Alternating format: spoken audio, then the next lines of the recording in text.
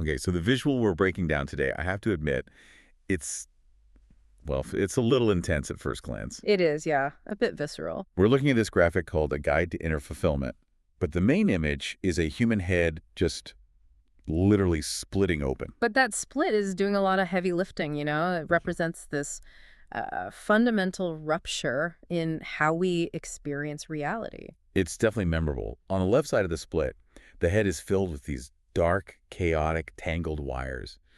It looks like my brain on a Monday morning. Right. But then you move to the right, and those same wires transform into this glowing golden tree. It's a roadmap from total internal chaos Yeah. to something that looks like, well, like actual peace. Exactly. And the graphic labels this transition as moving from illusions to truths.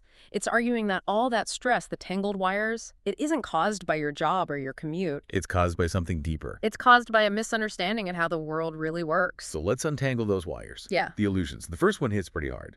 The illusion of separation. The graphic shows these little figures trapped in their own individual glass boxes, fighting over a broken chain. And this is the root of the chaos. It's the me versus them mentality. When you believe you're fundamentally separate from everyone else, life becomes a zero-sum game. Right. If you win, I have to lose. Precisely. And you can see that in the drawing. The jealousy, the rivalry. It's exhausting just looking at it. Everyone's just protecting their own little glass fortress. Exactly. And biologically, this puts you in a constant state of threat detection.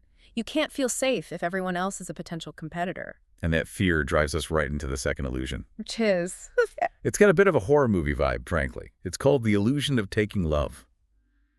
You have a person with a literal gaping hole in their chest. And they're frantically trying to grab things from other people to stuff inside it. It's a perfect visualization of deficit thinking. Deficit thinking. We operate with this subconscious belief that we're incomplete, so we try to extract validation or status or love from the outside world to fill that void. But here's the thing, and I think we've all felt this. You get the compliment or the promotion, and you feel good for maybe 20 minutes. And then the hole just opens up again. Yeah. That's the hedonic treadmill. Your brain just normalizes the new status quo almost immediately. You're pouring water into a bucket with a hole in the bottom. And the illusion is thinking if you just pour faster. The bucket will finally fill up. It won't. Which explains the third illusion. Attachment. This is me every time I look at my career goals.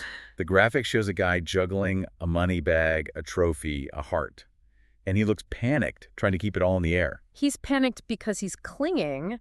We try to fill that internal hole by grabbing onto things, but then we become terrified of losing them. So the suffering isn't the money itself. No, it's the grip. The tighter you hold on, the more stress those tangled wires create. So the left side of the head is just a mess of competition, deficit, and panic. Let's cross over to the truths. The wires become that glowing cosmic tree. This is the antidote to those glass boxes. It's the truth of connection. Instead of separate units, the guide visualizes all of us as branches of a single massive tree. Okay, I have to play devil's advocate here. Philosophically, that's beautiful. We are all one. But try telling me that when someone cuts me off in traffic, it feels very abstract. It does sound abstract until you really look at the consequences. If we are all part of the same system-like branches on a tree, then harming another branch is functionally self-harm. You can't poison the roots of the tree you're on. Without poisoning yourself. It shifts your perspective from being egocentric to ecocentric. So the anger I feel at that guy in traffic is just more poison in my own system. Precisely. You're drinking the poison and expecting the other person to die. That actually makes a lot of sense. Okay, next truth. It sounds like something on a motivational poster, but I feel like there's more to it. The truth of thought creation. The tagline is, you become what you repeatedly think. It does sound simple, but there's hard neuroscience here. It's related to the reticular activating system in your brain. The filter system, right? Right. Your brain is bombarded with millions of bits of data every second. It can't process all of it, so it filters based on what you focus on. If you focus on separation and threat, Your brain will literally scan the world for evidence that people are out to get you. you got it. You are actively building the world you perceive. That's why the guide calls it a truth. It's about taking responsibility for that mental architecture. Which brings us to the final piece, the antidote to the guy with the hole in his chest. The truth of giving love. And notice the shift in direction. On the left side, the energy was all coming, intaking, extracting. Then on the right. The energy goes out. Yeah. The guide argues that because you're part of the whole tree, The only way to feel full is to contribute to the health of that tree. It's the difference between being a consumer of life and a contributor to it. And that's where fulfillment actually comes from. Not from what you can catch and juggle, but from what you give away. That's a huge shift.